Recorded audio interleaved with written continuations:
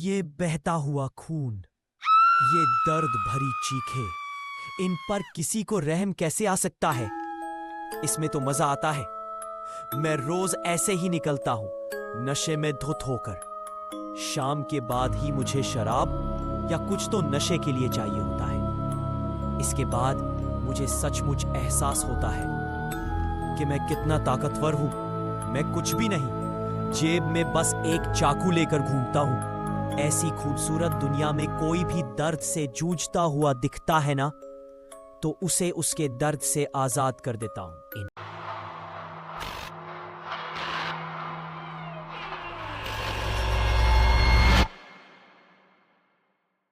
इंसान सिर्फ ताकतवर ही अच्छा लगता है, कमजोर नहीं। इस भिखारी को कितनी बार समझाया था दूर रहे मुझसे, लेकिन नहीं, रोज गिड़गिड़ाता हुआ भीख मांगने आ ही जाता था। आज रहा नहीं गया। आज मैंने उसे अपनी ताकत और उसकी कमजोरी का उसे एहसास दिला दिया, मार दिया। उसे इतनी बार चाकू मारा कि बहता खून भी जम चुका था। पता नहीं क्यों, लेकिन मुझे अच्छा लगता था। ओ, आपको अपना नाम तो बताना ही भूल गया। मेरा नाम भानु प्रताप है। मेरे गुस्से से सब डरते हैं रजवाड़ा। किसी जमाने में बड़ी रियासत थी हमारी, और आज कीड़े मकोड़ों की तरह थोड़ी रहूंगा। गुरूर है, हमारे खानदान का नाम है। खौफ है, पूरा इलाका थर्राता है। मेरे नाम से मुझे सामने देखकर अच्छे अच्छों का हाल खराब हो जाता है। उस भिखारी को मारकर मैंने वहीं फेंक दिया और आराम से टहलता हुआ अपने फ्लैट की ओर जा रहा था, जब एक औरत रोती हुई दिखाई दी। मैं उसके पास गया और मैंने उससे पूछा, क्या हुआ, रो क्यों रही हो? वह कुछ नहीं बोली, बस रोती रही। मैंने फिर से पूछा, अरे ओ, सुनाई नहीं देता क्या, बहरी है? अरे हुआ क्या, किसी ने कुछ कहा क्या? उसका रोना बंद हुआ। आंसू पहुंचकर बोली कि उसका बच्चा बीमार है, पति शराब में पैसे उड़ा देता है और उससे धंधा भी करवाता है। मुझसे ना सच कहूं, उस औरत का दर्द देखा नहीं गया मुझसे, और उसके बाद मैंने उसके दर्द से उसे आजाद कर दिया। चाकू मार मार कर उसका खून ही खून था। खुशी हो रही थी, मुझे गुदगुदी सी हो रही थी, मजा आ रहा था। इंसान तो ताकतवर बनने को ही पैदा हुआ है। पूरी दुनिया पर इंसान राज करता है, और ये साले कीड़े मकोड़े पूरी दुनिया पर धब्बा है, धब्बा। कमजोर जो भी हो उसे मिटा देना ही बेहतर है। दुनिया में मैंने उस कमजोर औरत को भी मार दिया, और फिर आराम से मैं अपने घर जा रहा था सुकून से। बिल्डिंग पर जाकर लिफ्ट में चढ़ा, और फिर लिफ्ट पर अपने 4th फ्लोर का बटन दबाया। लिफ्ट जाकर 4th फ्लोर पर रुकी तो मैंने देखा मेरी बिल्डिंग की सीढ़ियों पर मेरे फ्लैट के सामने वो दोनों भिखारी और वह औरत बैठे हुए थे। मेरी तो जैसे सांस ही नहीं आ रही थी। मैंने लिफ्ट का दरवाजा खोला, वो दोनों वहां से उठे, और उसके बाद एक जोर की चीख अपने कानों को हाथों से ढक लिया और आंखें डर से बंद कर ली। और जैसे ही चीखें बंद होने पर मैंने आंखें खोलकर देखा तो कहीं पर भी कोई नहीं था। मैंने जब आंखें खोलकर देखा तो ना ही वह दोनों आसपास थे, और ना ही मैं किसी बिल्डिंग में या किसी फ्लैट के सामने था। मैं अपनी कोठरी में था, यानी कि जेल में। फांसी होनी है मुझे कुछ ही दिनों में। खून का इल्जाम है मुझ पर। मैंने सच बताऊं तो आज तक किसी का बुरा नहीं किया है। मैंने उस पागल को भी नहीं मारा था, वही पागल जो मेरे शोरूम के पास घूमता रहता था। मैं रोज शोरूम बंद करते वक्त बस एक ही प्रार्थना करता था कि उस मनहूस का मुंह न दिखाई दे। लेकिन उस रात सड़क खाली थी। आसपास कोई इंसान तो क्या, कोई जानवर भी नहीं था। मैं करता भी तो क्या, कमजोर हूं, बेह गया, जज्बातों में रहा नहीं गया मुझसे। वो पागल हंसता हुआ उधर से निकल रहा था और मुझे देखकर हंस रहा था।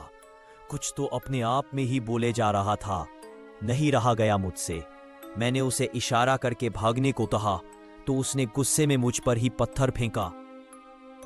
एक दो पत्थर से तो मैं बच गया, लेकिन तीसरा पत्थर आकर मेरे सर पर लगा। अब मेरे जैसा आदमी इतना तो झेल नहीं सकता ना।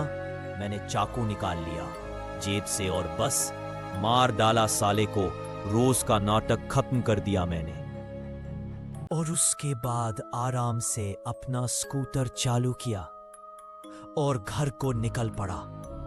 लेकिन बीच रास्ते में घर जाते वक्त मुझे सड़क के बीचों बीच बैठा हुआ वही पागल दिखाई दिया। मैंने स्कूटर रोकी और उतरा। दो ही सवाल थे मेरे दिमाग में, बस ये बचा कैसे और मुझसे पहले यहां कैसे पहुंचा। उसे ध्यान से देखा तो पाया कि मैंने उसे इतनी बार चाकू मारा था, लेकिन उस परे तो खरोच भी नहीं थी। मैं चुपचाप वापस धीमे धीमे अपने स्कूटर तक गया। स्कूटर स्टार्ट की और वहां से जाने ही वाला था जब वो पागल उठा और चीख कर भागा। वहां से मेरी तो जैसे जान में जान आई। आखिरकार आराम से अब मैं यहां से जा सकता था। मैंने भी स्कूटर आगे बढ़ाई, लेकिन कुछ ही आगे गया था जब मेरे कानों में कोई बोला, कितना भागेगा भमको, हम सब तुझे छोड़ेंगे नहीं भमको। भमको मेरे घर का नाम था। मेरे घर वाले मुझे इस नाम से पुकारते थे, पर इस पागल ने ये नाम क्यों लिया? कौन सब मुझे नहीं छोड़ने वाले थे? इतने सवाल तो दिल में थे, लेकिन आंखों के सामने अंधेरा छा रहा था। बेहोशी छा रही थी मुझ पर। सामने मेरा स्कूटर टूटा फूटा पड़ा था। मेरी आंख खुली तब जब चारों ओर से रोने की आवाजें आ रही थी। आवाज शुरुआत में धीमी थी, लेकिन फिर धीरे धीरे बढ़ती गई। मैं बेहोशी से कराता हुआ, पानी मांगता हुआ धीमे धीमे आंखें खोलने की कोशिश कर रहा था। प्यास से गला सूख चुका था। बुरी तरह से रोने धोने की आवाजों से यही उम्मीद थी कि आसपास मेरे अपने लोग होंगे, इसलिए मुझे घबराने या परेशान होने की जरूरत नहीं थी। मैंने पानी मांगते हुए आंखें खोली तो कोई जानने वाला आसपास नहीं था। चारों ओर से कुत्तों ने घेर रखा था। वो भूखे भेड़ियों की तरह टूट पड़े थे वो मुझ पर। मैं किसी तरह बच के वहां से भागा, लेकिन वो कुत्ते मेरे पीछे पीछे ही आते रहे। कुछ दूर तक आकर फिर वो वापस चले गए। मैं कराता, रोता, गिरता, पड़ता किसी तरह वापस अपनी शोरूम पर पहुंचा। शटर खोलकर सोचा अंदर ही लेट जाऊंगा। मैंने शोरूम के अंदर जाकर शटर वापस बंद कर दी और पहले अपने जख्म धोने को बाथरूम में गया। फर्स्ट एड बॉक्स की दवाइयां कुछ थी मेरे पास। फर्स्ट एड के बाद बड़ी नींद आ रही थी। मुझे काम के सिलसिले में कई बार यहां रुकना पड़ता था मुझे, तो गद्दा, चादर सब कुछ था मेरे पास। मैं आराम से लेट गया और कुछ ही देर में मुझे नींद आई। और नींद में एक आवाज सुनकर महसूस हुआ जैसे मैं अकेला नहीं हूं शोरूम में। यह आवाज तो मैं बहुत अच्छी तरह पहचानता था। ये नहीं हो सकता था। ये कैसे हो सकता था? मैंने आंखें खोलकर अपनी आंखों से अपने सामने देखा। यह सच था, ये गुड्डू था। गुड्डू और मैं अपनी बंदूकों से चोर पुलिस खेल रहे थे। गुड्डू भागता हुआ दौड़ के ऊपर गया और छत के कोने में छुप गया, लेकिन उसे नहीं पता था कि मैं उसके ठीक पीछे ही छुपा हुआ हूं। गुड्डू हमेशा ऐसी जगह छुपता था जहां से उसे ढूंढना आसान होता। सब कहते हैं कि दुनिया बहुत खराब है, दुनिया में बहुत बुरे लोग हैं। अगर गुड्डू बड़ा होकर भी ऐसा ही बेवकूफ रहा तो बहुत दिक्कत हो जाएगी। मेरे पास में यही मौका था। गुड्डू को कोई नुकसान नहीं पहुंचाएगा। गुड्डू मेरा दोस्त है, मैं उसको कोई नुकसान नहीं होने दूंगा। जिंदा रहते ऐसा कुछ नहीं होगा गुड्डू को जिससे उसे परेशानी हो। लेकिन अभी तो हम यहाँ साथ रहते हैं, बाद में स्कूल बदलेंगे भैया की तरह। गुड्डू भी कहीं बाहर चला गया तो कैसे संभालूं मैं उसे?